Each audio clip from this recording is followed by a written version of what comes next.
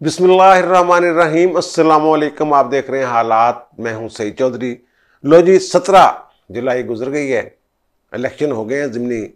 PTI ने मैदान मार लिया है और मैदान भी बड़ा लंबे मार्जिन के साथ उन्होंने वो सीटें जो हैं वो जीती हैं। और अगर कोई ड्रामाई तब्दीली नहीं होती, हालात में कोई मुआवजा नहीं होता, तो फिर 22 जुलाई को जो इलेक्शन हो रहे हैं वज़ारत आला के, दूसरा जो उसका मरहला शुरू होगा अदालती हुक्म के मुताबिक, उसमें फिर परवेज़ इलाही साहब की जो हुकूमत है उसको कोई नहीं रोक सकता। परवेज़ इलाही साहब आइंदा पंजाब के वज़ीर आला होंगे। और फिर क्या पीटीआई की जो ये फतह है, इससे सियासी बहरान जो है मुल्क में वो मज़ीद बढ़ गया है। कुछ सवालात उठे हैं इस हवाले से। और फिर क्या कबल वक्त इलेक्शन जो है वो नागज़ीर हो गए, अब वक्त से पहले इलेक्शन हो जाएंगे, या वफाकी हुकूमत और सूबाई हुकूमतें अपनी मुद्दत जो है वो पूरी करेंगी। ये एक 1 मिलियन जो है का क्वेश्चन है। और फिर अब सियासतदान क्या अपने फैसले खुद करने की पोजीशन में आ गए हैं? एस्टैब्लिशमेंट वाक़ईतन गैर जानबदार है या फिर कोई चाल शाल है एस्टैब्लिशमेंट की? इस हवाले से बात करेंगे। और पिछले व्लॉग में मैंने ये जिक्र किया था कि 17 जुलाई के जो इलेक्शन है, इनके नताइज की रोशनी में रियासत कुछ अहम फैसले जो हैं वो रोके हुए हैं, स्टेटस को पे है।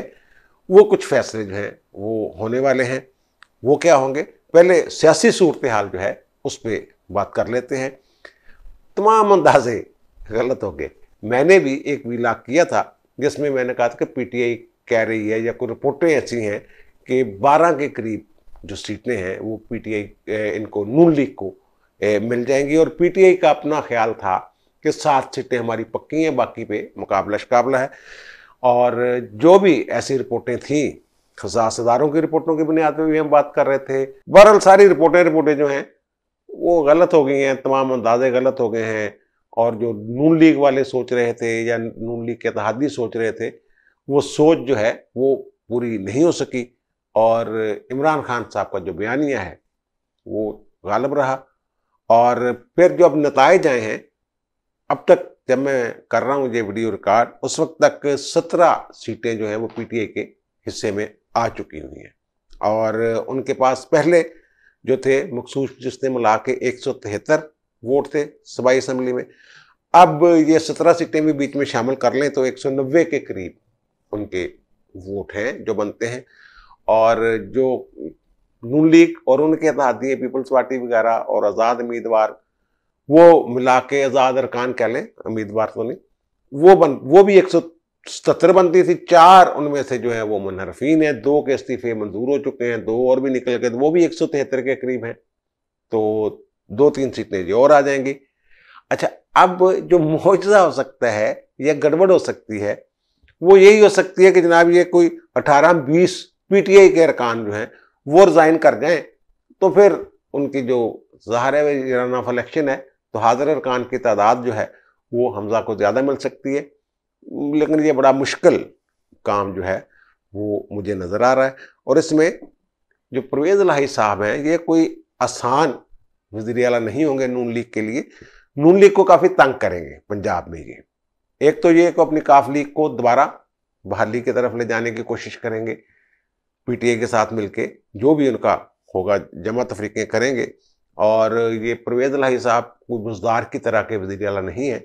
इन्हों कहते पंजाबी के सारा लोहारा तरखाना जिहड़ा ना वो जानते ने। वो पंजाबी का कह के इट सिट कवार गंदल, असी होर बूटियां भी जानते हैं। परवेज़ इलाही के पास काफ़ी बूटियां छुटियां हैं और वो इनको तंग छंग करने की जो पोजीशन में है वो कर सकते हैं। ये अलग बात है कि वो कोई उनका आपस में ऐसा मामला हो जाए, जैसा परवेज़ इलाही ने कहा है कि हमजा शहबाज को चाहिए कि इलेक्शन से दस्तबरदार हो जाए, लेकिन उन्होंने होना नहीं है। इस तरह की बातें शायद वो की है। मे भी ये तजवीज़ अच्छी लगे अगर इन्होंने मिलकर बाहमी मुफाहमत के साथ इस मुल्क को आके लेके जाना है, तो फिर वो हो सकता है वो कर लें ऐसा। लेकिन वो परवेज़ इलाही साहब का अपना ख्याल है कि ये मुश्किल काम है।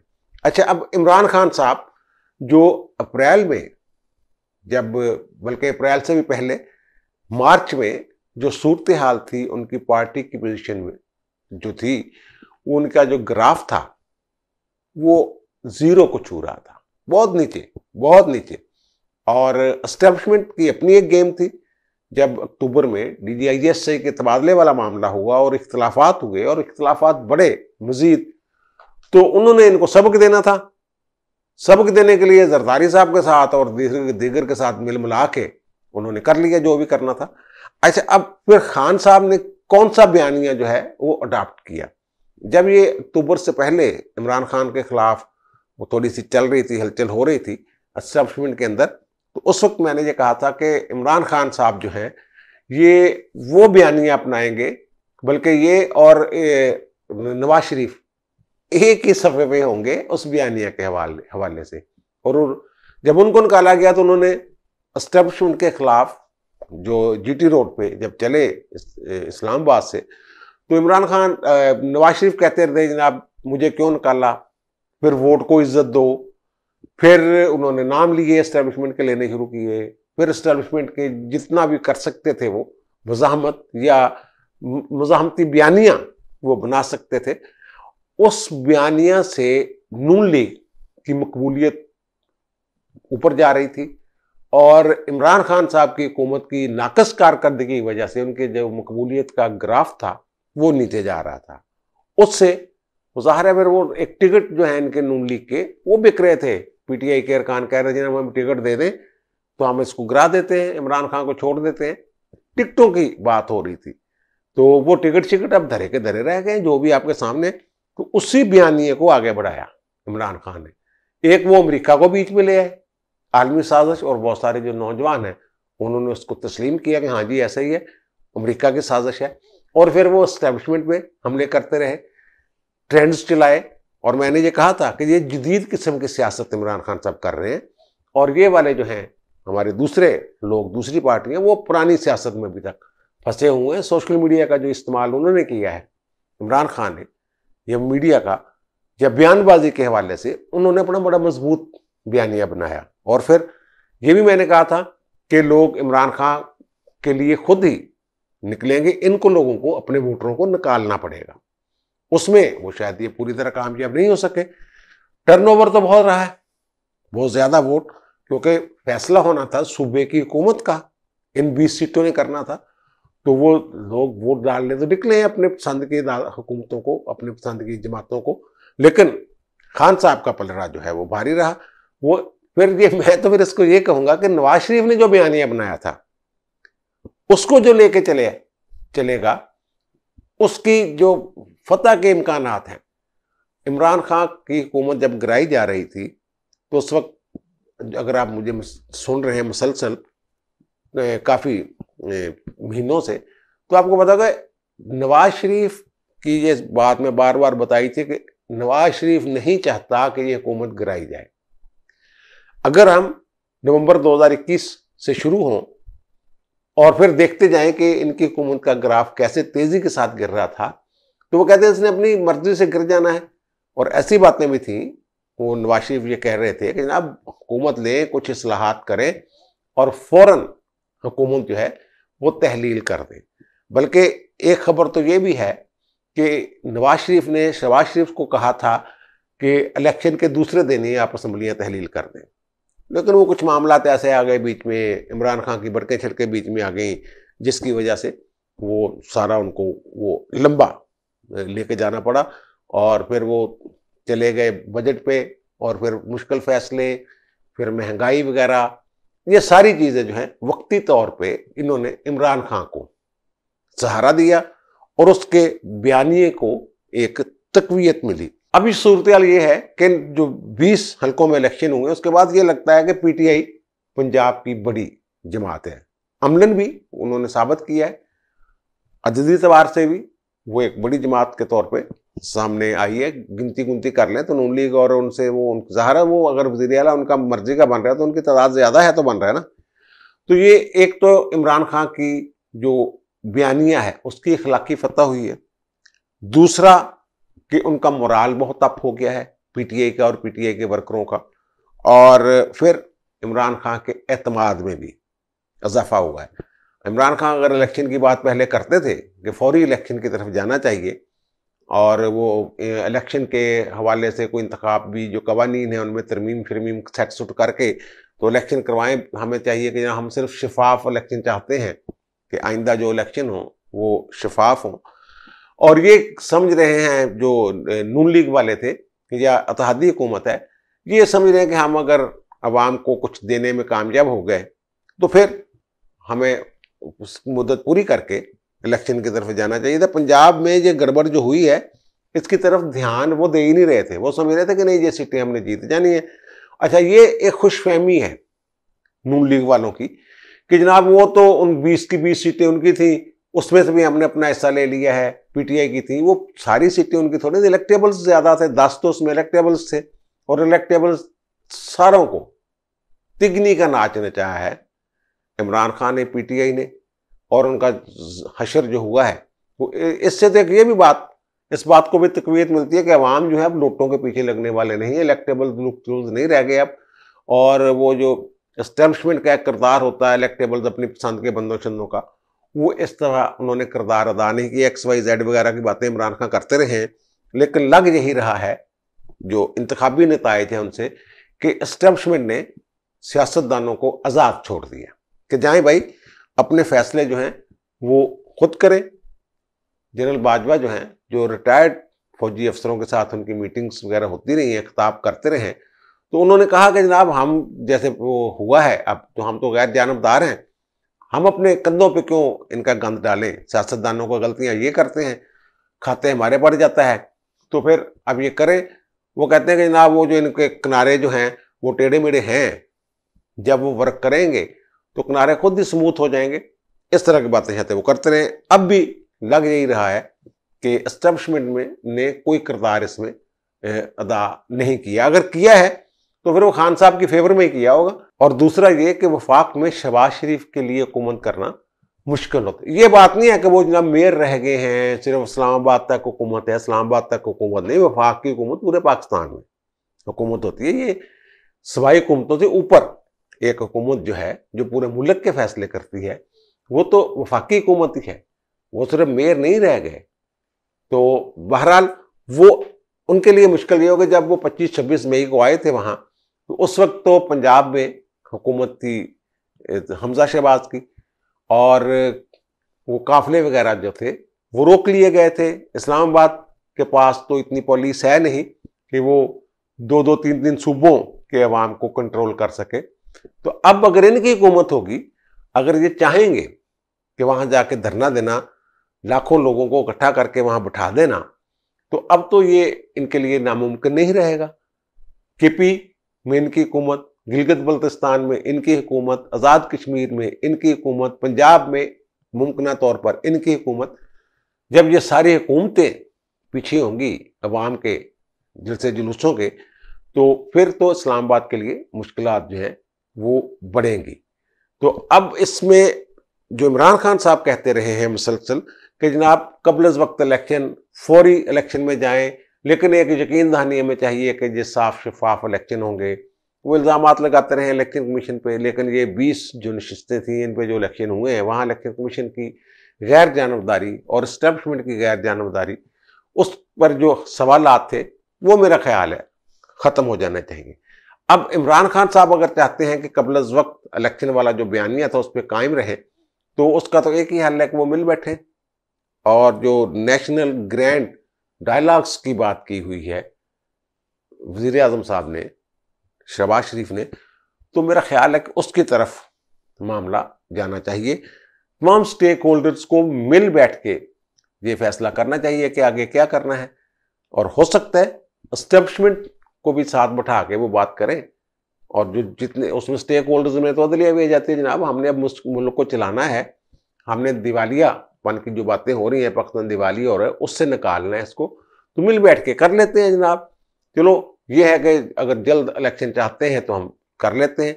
अब बलूचिस्तान में तो वो बाप की हुकूमत है, बलूचिस्तान अवामी पार्टी की, तो वहाँ अब जो कहेंगे वो एस्टेब्लिशमेंट वाले, वो अगर कहेंगे वो तहलील कर देंगे, नहीं कहेंगे नहीं कहेंगे।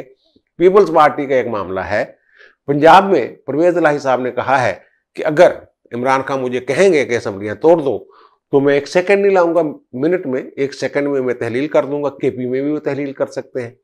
और वफाक में अगर वो सिर्फ वफाक की हुकूमत के पीछे पड़े रहेंगे तो वफाक की हुकूमत को गिराना जो है इतना आईनी तौर पर इतना आसान नहीं है। सदर अगर कहते हैं कि जनाब एतमाद का वोट लें तो वो हाजिर अरकान की जो तादाद है उसके हिसाब से उन्होंने एतमाद का वोट लेना है। उन्हें टोटल अरकान की जो अक्सरियत है वो नहीं चाहिए, हाजिर अरकान की अक्सरियत चाहिए, वो उनके पास है। ये मेरा नहीं ख्याल कि पीटीआई जो है वो ये वापस जाए। इसके कोई आसार नज़र नहीं आ रहे कि हमारे इस्तीफे मंजूर नहीं हुए तो हम वापस आ रहे हैं। वो अगर वापस चले भी जाएँ, इत्तेहादी जो हैं वो उनके साथ रहें, नून लीग वालों के साथ, तो वो हुकूमत वफाक में गिराना आसान नहीं है। बहरहाल ये कोई दुनिया ख़त्म नहीं होगी, ना ही सियासत ख़त्म हुई है। मामलात हैं, चल रहे हैं, चलते रहने हैं। अगले इलेक्शन में क्या होता है ये फैसला लोगों ने करना है। इमरान खान साहब की जो सरदस अब तक की जो सियासत रही है, जो उन्होंने नीचे से ऊपर लेके गए हैं, उस बयानिया को इख्तियार करके जो नवाज शरीफ का बयानिया था। नवाज शरीफ ने बड़ा कहा कि ना छेड़ो इनू फिरता रहने दो, अपने डिग जाना अपने वजन नाल। वो जीरो पे पहुंच गया हुआ था उनकी मकबूलियत का ग्राफ और नीचे की तरफ जा रहा था। पीटीआई वालों के पास किसी सवाल का कोई जवाब नहीं था कि ये इस मुल्क में हो क्या रहा है। उस वक्त की मैं बात कर रहा हूं। अब वही सवालात जो पीटीआई की हुकूमत से किए जाने थे वो अतादियों की हुकूमत से किए जा रहे थे। बहरहाल फर्क पड़ता है। और इन्होंने मुश्किल फैसले और ये वो पंजाब वाले जो मैं कहा ना, जो 17 जुलाई वाला इलेक्शन है, बहुत सारे फैसले ऐसे हैं जो वफाक में रुके हुए हैं। ये मैंने एक 7 जून को आपके गोशगुजार किया था। आप लोगों ने ज़्यादा पजीराई नहीं दी उस थ्योरी को, लेकिन मैं अपनी इन्फॉर्मेशन की बुनियाद पे मैंने आपको बताया था। ये 7 जून का जो वो क्लिप है उसका एक हिस्सा मैं आपको सुनवा रहा हूँ। अब पता ये चला है कि उन्होंने ये कहा है, अगस्त वाली जो बात थी पहले जो तय हुई थी, उन्होंने कहा है कि अगस्त तक अगर हुकूमत नज़र आई, ये एग्जैक्ट अल्फाज में बता रहा हूँ कि अगर हुकूमत नज़र आई यानी हुकूमत गवर्नमेंट करती हुई नज़र आई, मौसर अंदाज में चलती हुई नज़र आई, फिर तो ठीक है, वरना फिर अगस्त। ये एक जो खबर है वो मैं आपके साथ शेयर कर रहा हूँ। तो उसमें मैंने बताया था कि एस्टेब्लिशमेंट ने ये कहा है कि अगस्त तक अगर आप शहबाज शरीफ वगैरह को अगर आप अपने पंजे गाड़ लेते हैं, हुकूमत मुस्तहकम कर लेते हैं, फिर तो आप जैसा चाहेंगे करेंगे। अगर आप नहीं कर सके ये तो फिर इलेक्शन की तरफ ये जाएंगे हम। ये बात उन्होंने की हुई थी। और फिर मैंने कहा था 15 दिन चलो ग्रेस पीरियड लगा लें आप, तो सितंबर, और सितंबर के बाद फिर अक्टूबर नवंबर जो भी टाइम होता है इलेक्शन का 90 दिन का, वो इलेक्शन की तरफ जाना था उन्होंने। ये मैंने उसमें ये कहा था। लेकिन वो हालात बदलते रहते हैं, स्ट्रेटजी बदलती रहती है, ABC प्लान इधर उधर होते रहते हैं। उसमें जो मैंने कहा ना बहुत सारे मामला जो हैं वो रुके हुए थे। एक मामला यही था जो मैंने अर्ज किया है अगस्त वाला, कि अगस्त में वफाकी हुकूमत कुछ ऐसे इधर उधर या मुस्तकबिल के हवाले से, नए इलेक्शन के हवाले से कुछ वहाँ होने वाला है। और वो 17 ये जो फैसला आया है नून लीग की हुकूमत के खिलाफ, पंजाब में हुकूमत उनकी गई के गई, तो वो इस हवाले से अगस्त वाली जो बात है वो अब तकवीयत पकड़ेगी। मेरा ख्याल है कि जो अगस्त वाली बात थी उसको वो पहले नंबर पे अब रखा जाना चाहिए, देखना चाहिए। जो भी सूरत हाल है वो अपनी इन्फॉर्मेशन की बुनियाद पे, वो मेरा कोई अंदाज़ा नहीं था, इन्फॉर्मेशन की बुनियाद पे वो मैंने आपके गोशगुजार किया था। और दूसरा ये कि जो मौजूदा आर्मी चीफ हैं इनको ज़ाहिर है 64 साल की उम्र तक वो आर्मी चीफ रह सकते हैं। 3 साल जब नवंबर में पूरे हो जाएंगे तो एक्सटेंशन की बातें कुछ हो रही थी।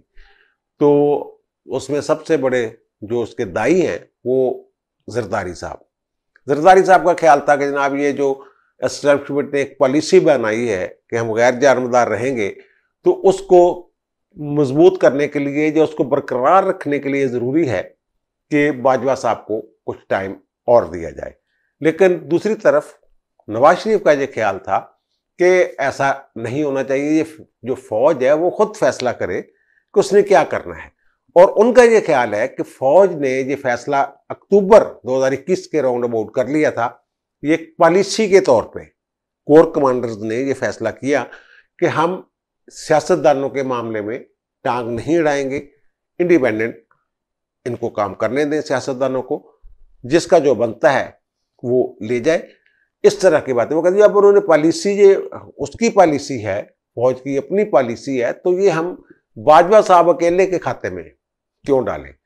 तो ये जो एक्सटेंशन वाला मामला, अब मुझे लग रहा है कि ये, उन्होंने वैसे तो खुद भी DGI SPR कह चुके हैं कि नहीं एक्सटेंशन कोई नहीं है, लेकिन एक सूरत अब भी जेर गौर है जिसका मैं बार बार जिक्र कर रहा हूं, वो ये है कि सितंबर में कुछ एक बैच है लेफ्टिनेंट जनरल्स का जो 22 के करीब, 22 सितंबर को उन्होंने रिटायर होना है।